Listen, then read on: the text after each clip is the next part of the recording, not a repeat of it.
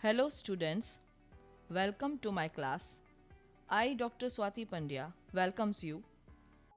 Dear students, in last session we have started with a new chapter of ecology, that is chapter 13, organisms and population. And we had discussed the different biomes in India, and we have seen that according to the seasonal variations and annual variations related to precipitation, that is rainfall, there are different type of biomes which are found in India, like Arctic and alpine tundra, temperate forests, tropical forests, then coniferous forest, even grassland, desert, etc. So wide variety of habitats are formed due to regional and local variations within each biome. So that we have discussed in earlier session. Today we are going to start with, we have to discuss about major abiotic factors. The meaning of abiotic is not living. That means all the physical changes like temperature, water, soil, sunlight, humidity, they all are included in abiotic factors or physical factors. Another name is physical factors. So in this way, one by one, we are going to deal with these factors. First, temperature. Temperature is the most ecologically relevant environmental factor. You are aware about the average temperature on land. It varies seasonally and it decreases progressively from equator towards the both the poles like north pole and south pole. As we move from equator to poles, it decreases. And from plains to mountain tops, plains are more warmer as compared to mountains. So it ranges from sub-zero levels in polar areas and high altitudes above 50 degree in tropical deserts in summer. So these are the variations. You can imagine how varied temperature range is there.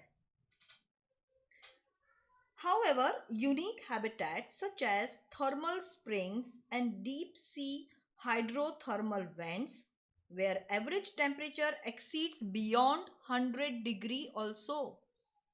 It is a general knowledge that mango trees do not and cannot grow in temperate countries like Canada and Germany because they are very having lower temperatures, particularly in minus degree. So mango tree cannot grow there. Similarly, snow leopards, they are not found in temperate countries like temperate regions like Kerala forest, and tuna fish are rarely caught beyond tropical latitudes in oceans. So these are the very peculiar areas or habitats where different form of organisms they are found. So they depend upon their comfortable zone, comfortable in respect to their development and growth in regarding their body. Even you can repeatedly appreciate the significance of temperature to living organism when you realize that it affects the kinetics of enzymes. We have discussed in earlier standard that enzyme they also work in a particular temperature range, and through it the basal metabolic activities are also according to the temperature range. Even the other physiological functions of organisms they are also controlled by specific temperature range. So temperature play a very important role. A few organisms who can tolerate and thrive in a wide range of temperature, actually they are known as euthermal organism. They can tolerate or sometimes they can thrive in extreme conditions. So euthermal uh, term is denoted to them, but a majority of them are restricted to a narrow range of temperature. So they are known as stenothermal. So wide range euthermal and narrow range stenothermal. ठीक है। The levels of thermal tolerance of different species determine to a large extent their geographical distribution. So, in this way, uh, these two terms are very important, and you have to, as such, accept all these things. So, first important factor was temperature. Let us discuss about another abiotic factor which is also equally important, that is water. So water is the most important factor which influence the life of organism. You all know that water holds 65 to 80% in each and every cell and overall total volume of the body, that is made by water. In fact, life on earth originated in water and is unsustainable without water. Its availability is so limited in deserts that only special adaptations make it possible to live there. You can imagine how much hot climate is there found in deserts. Still, the organisms they survive there. They develop, they adapt according to their environment. So, the productivity and distribution of plants is also heavily dependent on water. You all know about the oceans, lakes, river, and some areas which are having water related problems also. Actually, for aquatic organisms, the quality, that means chemical composition and pH of water, it becomes a very important thing. The salt concentration, which is measured as salinity. Salinity is word which is calculating the salt concentration, and it is calculated in parts per thousand. So this is the measurement of salinity, and it is less than 5 in inland waters and 30 to 35 in sea, and more than 100% in some hypersaline lagoons. सो अलग अलग areas में इसकी concentration इस तरह से निकाली जाती है और पाई गई है. तो ये भी आपको नॉलेज एज सच गेन कर लेनी है. Some organisms are tolerant of a wide range of salinities. तो जब वाइड रेंज आएगी तो यहाँ पे वही वर्ड आएगा यूरी. इसके पहले हमने यूरी थर्मल वर्ड यूज किया था क्योंकि thermal word is regarding temperature. यहाँ पे हम हेलाइन वर्ड ले रहे हैं क्योंकि ये सैलिनिटी को शो कर रहा है. वर्ड वही है eury. Eury means wide range. So when the organisms they are tolerant to wide range of salinity, तो यहाँ पे हम वर्ड यूज करेंगे यूरी हेलाइन, क्योंकि हेलाइन, हेलोफाइट्स, ये सारे वर्ड्स सैलिनिटी से रिलेटेड हैं. और जब नैरो रेंज होगी, when the other organisms they are restricted to narrow range, इसके लिए हम टर्म यूज करेंगे stenohaline. Okay. Many freshwater animals cannot live for long in seawater, and similarly vice versa, because of the osmotic problems they are facing.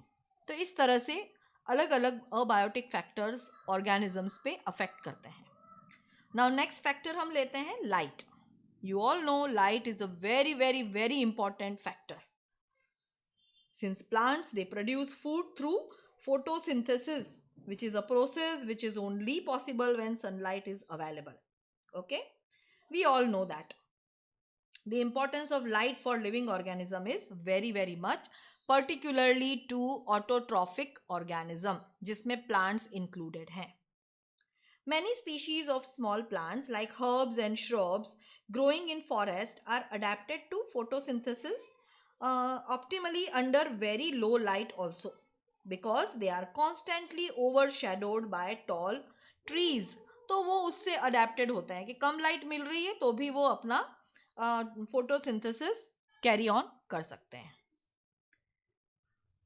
But many plants they are also dependent on sunlight to meet their photoperiodic requirement for flowering. For many animals also, light is important in that they use the diurnal and seasonal variation in light intensity and duration. इसीलिए यहाँ पे हम word use कर रहे हैं photo period. And even for their foraging, reproductive and migratory activities also, it depends upon light. So, truly, the availability of light on land is closely linked with that of temperature, since the sun is the source of both.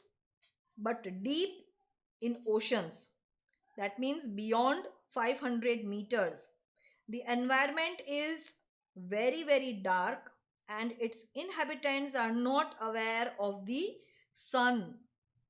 उसके बारे में उनको नहीं मालूम होता है, सन के बारे में जानते ही नहीं है, कभी देखा ही नहीं होता है सन, इतने वो डीप ओशंस में प्रेजेंट होते हैं. So the spectral quality of solar radiation, another criteria regarding light. First we have discussed about availability of light. अब हम डिस्कस करेंगे उसकी spectral quality of solar radiation, जिसमें all the 7 colours they are included, जिसको हम VIBGYOR उसमें भी हम इंक्लूड करते हैं. वो विजिबल रेंज है और इसके दोनों तरफ ही भी एक्सटेंडेड स्पेक्ट्रम होता है, आपको मालूम है, अल्ट्रा वायलेट वाली साइड और इंफ्रारेड वाली साइड.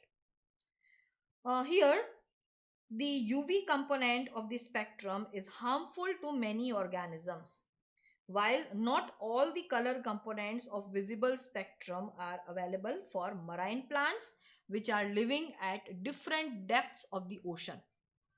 तो ये भी एक वेरिएशन हम ओशंस में देख सकते हैं. आपने रेड एल्गी, देन सी वीड्स, इनके बारे में पढ़ लिया है और ये मोस्टली ओशनिक वाटर में ही मिलती हैं. सो ऑल अगर फ्लोटिंग है तो उनको सनलाइट मिलेगा, अदरवाइज डीप ओशंस में अगर प्रेजेंट है तो उनको सनलाइट की ज़्यादा इफेक्ट नहीं करती है, वो उस पर डिपेंडेंट नहीं होते. The last abiotic factor is soil.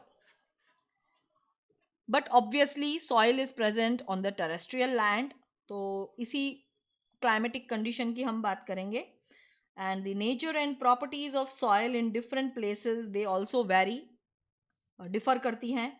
It is dependent on climate, the weathering process, whether the soil is transported or sedimentary, and how the soil developed occurred. It doesn't matter, but various characteristics of soil like soil composition, मैंने underline किया है यहाँ पे important points को. सो soil composition, उसकी क्या बनावट है, वो किस तरह से बना हुआ है. देन ग्रेन साइज, अगर आप देखोगे डेजर्ट की जो सॉइल है उसके ग्रेन्स की साइज़ बहुत बड़ी होगी, और एज़ कम्पेयर टू दैट अगर क्लेली सॉइल है या ब्लैक सॉइल है तो वो बहुत ज़्यादा चिकनी होती है, उसके पार्टिकल्स होते हैं वो बहुत बहुत माइन्यूट होते हैं. तो ये वेरिएशन होता है ग्रेन साइज में. Even aggregation determine the percolation and water holding capacity of the soil, कितना वो पानी एब्जॉर्ब करता है, अपने आप में वो पानी बचा के रखता है. जैसे आप, वही मैं एग्जांपल दूंगी, डेजर्ट की जो सॉइल है उसमें पानी बिल्कुल टिकता नहीं है, वो वॉश ऑफ हो जाता है. सो वाटर होल्डिंग कैपेसिटी और is very very less as compare to the black soil और क्लेली सॉइल. तो इस तरह से भी हम कंपैरिजन करके सॉइल का अंदाज लगा सकते हैं. Actually, these characteristics along with the parameters like pH, that is also important, then mineral composition as well as topography, it determines to a large extent the vegetation in any area. Even अगर आप गुजरात की बात करो तो उसमें भी अलग अलग एरियाज़ हैं. अगर आप कच्छ वाली साइड में जाओगे तो वहाँ की सॉइल अलग होगी. अगर आप साउथ गुजरात में जाओगे तो वहाँ की सॉइल बिल्कुल ही बेस्ट होती है, उसकी वेजिटेशन में भी फ़र्क पड़ेगा. And even on the northern part of the Gujarat if you go, और even if you observe the Indian states, north side में है, वेस्ट में है, ईस्ट में है, साउथ में है, तो वेजिटेशन का बहुत फ़र्क पड़ता है, उसके सॉइल पे बहुत डिपेंड करता है. So this in turn dedicates that types of animals that can be supported similarly in the aquatic environment. The sediment characteristics often determine the type of benthic animals which can thrive there. तो इस तरह से हम चारों factors का importance, जो different different organisms हैं, plants as well as animals, उसके बारे में, इन चारों फैक्टर्स का क्या इफेक्ट पड़ता है वो हमने डिस्कस किया. सबसे पहले हमने टेम्परेचर का देखा, उसके बाद हमने वाटर डिस्कस किया, then light, and lastly we have discussed soil. So today we are ending our session here. and hope you must be revising the earlier chapters which are important. And soon we will meet with the next topic in the same chapter. Till then, bye bye, students.